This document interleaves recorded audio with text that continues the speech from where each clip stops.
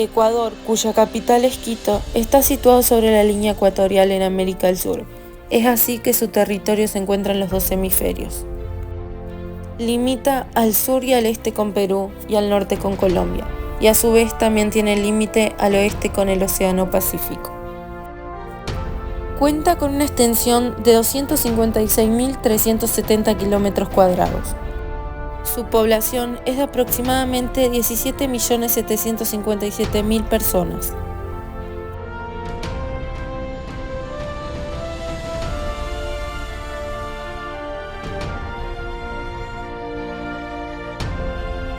El INB per cápita representa el ingreso nacional bruto dividido entre la población total del país, por lo que un mayor INB refleja e indica un mayor nivel de vida y prosperidad económica de cada habitante. Ecuador, dentro de la dimensión económica con respecto al indicador del INB per cápita, tiene un valor de $14.250 en el año 2022. Comparado con Argentina y Uruguay, es más bajo, ya que estos países presentan un valor elevado en comparación con el mismo. Observando los datos graficados, podemos entender que quien tiene mayor nivel de vida y prosperidad económica de cada habitante es Uruguay, encontrándose en lo más alto de la gráfica en un periodo de tiempo desde 1990 hasta 2022. Un poco más abajo encontramos a Argentina, país el cual ha ido considerablemente bien, acompañando a Uruguay. Quien se encuentra más debajo de la gráfica es Ecuador, quien apenas en los últimos años ha estado mejorando, pero está muy lejos de los países mencionados.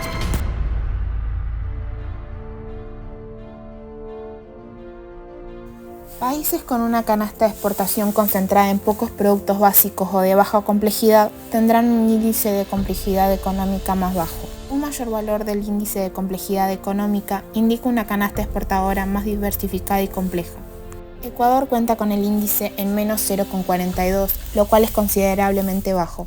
En comparación a Chile, este posee un índice de 1,22 y Uruguay un índice de menos 0,072, dando a entender que quien mejor se encuentra es Chile.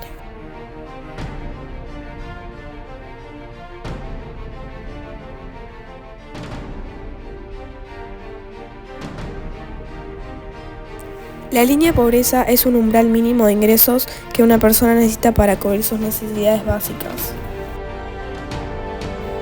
En 2022, Ecuador tuvo una línea de pobreza del 25,7%, lo que significa que el 25,7% de la población vive por debajo de esta línea mínima de ingresos. En comparación, Uruguay cuenta con una línea de pobreza del 4,4% y en Chile del 8,1%, lo que indica que estos países tienen una menor proporción de población en situación de pobreza y da a entender que el 96,6% de la población uruguaya cuenta con los ingresos para cubrir sus necesidades básicas y en Chile el 92,9%. El índice de Gini es una medida de la desigualdad en la distribución del ingreso o la riqueza dentro de una sociedad. Ecuador tiene un índice de Gini del 45,5%, lo que refleja una distribución bastante desigual de los ingresos. Chile tiene un índice del 43%, también mostrando niveles de desigualdad relativamente altos. Por lo contrario, Uruguay presenta un índice de Gini de 0,389%, lo que indica una distribución más equitativa del ingreso en el país.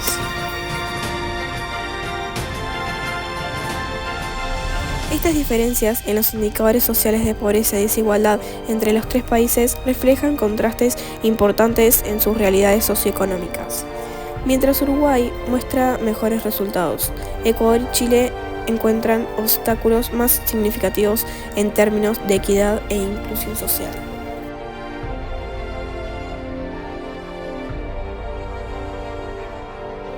La huella ecológica es un indicador que mide la demanda de la población sobre los recursos naturales del planeta y se expresa en hectáreas globales por persona. Como se puede observar, Perú y Bolivia tienen una huella ecológica de 2,3 hectáreas globales por personas y 2,8 hectáreas globales por persona, respectivamente. Por otro lado, Ecuador tiene una huella ecológica de 1,7 hectáreas globales por persona, siendo menor que la de los anteriores países mencionados. Esto nos indica que Ecuador tiene una menor demanda y presión sobre los recursos naturales de acuerdo a los otros.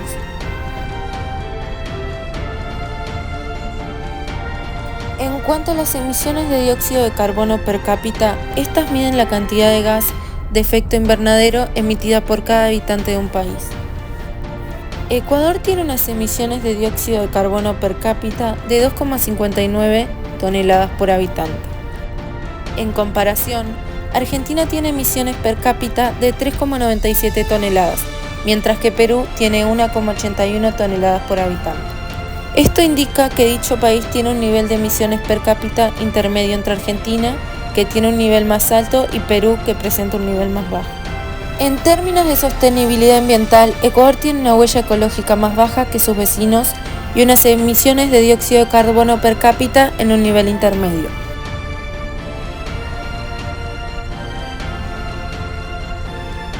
En Ecuador, una noticia que ilustra la situación ambiental contemporánea que allí se enfrenta es la que se llevó a cabo en el año 2022. La Amazonia ecuatoriana ha perdido más de 623.000 hectáreas en 2 décadas. La Amazonia ecuatoriana es aproximadamente casi la mitad del país y, por otro lado, equivale a un 1,6% de todo el bioma amazónico. Entre el año 2001 y 2020, Ecuador tuvo una tasa de deforestación de 623.510 hectáreas. Ecuador estaba atravesando un momento de crisis ambiental a causa de la contaminación que tienen sus ríos y la pérdida muy rápida de su biodiversidad, lo cual a su vez genera un impacto muy grande en las comunidades que allí habitan.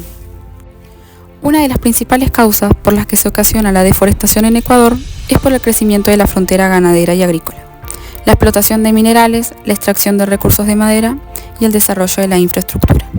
Por otro lado, la minería, el humo de las industrias y los recursos químicos utilizados en la tierra son los causantes de que se haya contaminado los ríos de Ecuador, provocando que haya menos agua potable, lo cual es muy perjudicial para las comunidades que viven allí. Hay zonas de Ecuador que quedaron muy devastadas a causa de la minería y que desde ese entonces no volvió a ser lo mismo. En otras palabras, la transformación que se da en la Amazonia ecuatoriana se da por el accionar del ser humano. Ecuador tiene una biocapacidad mayor a la huella ecológica, lo cual quiere decir que cuenta con los suficientes recursos naturales para satisfacer el gasto y los residuos ocasionados por sus habitantes. Esto es considerado una gran ventaja para lograr llegar a un desarrollo sostenible a largo plazo. A esto se le denomina superávit ecológico. Los recursos naturales se están utilizando de forma responsable y hay reservas para utilizar en un futuro. La biocapacidad es la capacidad que tiene un ecosistema para regenerar los desechos que fueron usados, y la huella ecológica es lo que cada población demanda sobre los recursos del ecosistema. El IDH se basa en 3 dimensiones del desarrollo humano: la salud, educación y nivel de vida. El IDH se utiliza para medir o calcular el promedio de los índices normalizados de estas 3 dimensiones.